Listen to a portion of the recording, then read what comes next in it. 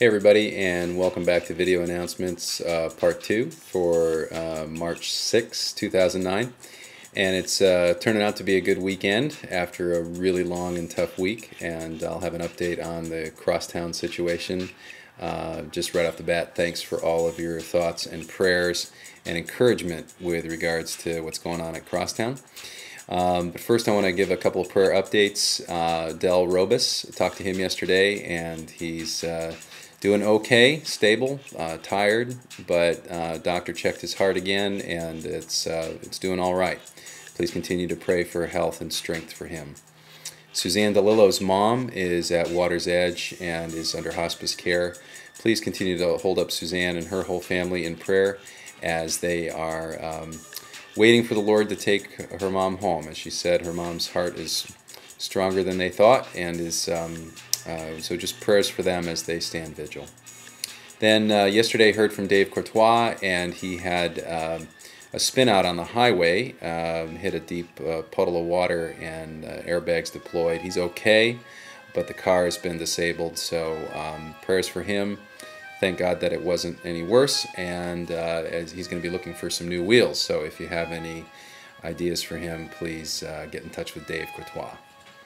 Continue to please pray for the church leadership as we go through a lot of transition right now, as we're looking at a new vision statement and new positions of leadership, both on staff as well as continuing conversation with Dan Hutt, Pastor Dan from Palo Alto. And so you'll be hearing more from us about that soon. Now on to Crosstown. Lots of people have asked what happened, and we're sending out an email, separate email shortly from Amy. Tim and Amy have done a tremendous job for us for the last 2.5 years, and continue to do so. Tim did a great job being our advocate, as we had not just one day, but we had 3 days of arbitration. It dragged on from Monday through Wednesday. And to make a really long story short, we were able to, we believe, successfully persuade the judge in our favor. And so we're declaring victory. We won't have a final answer from the judge in terms of any amounts, possibly for another 60 to 70 days. So they're going to make final arguments in writing. And there'll be more information coming in writing from Amy about that. I'll forward what she wrote. But we are trusting that God, who has been faithful in the past, will continue to allow us the opportunity to work in His kingdom there at Crosstown. I want to thank those who not just prayed for us, but has helped us out along the way. There's some special events happening at Crosstown this weekend.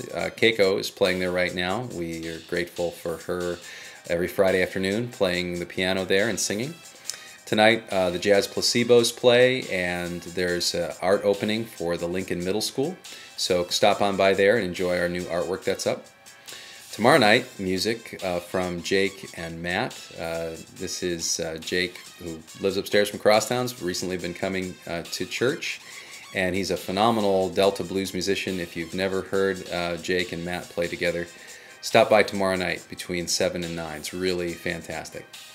There's also a kids' clothing swap tomorrow. There's a Questions at Crosstown service Sunday evening. And so there's lots going on there at Crosstown this weekend.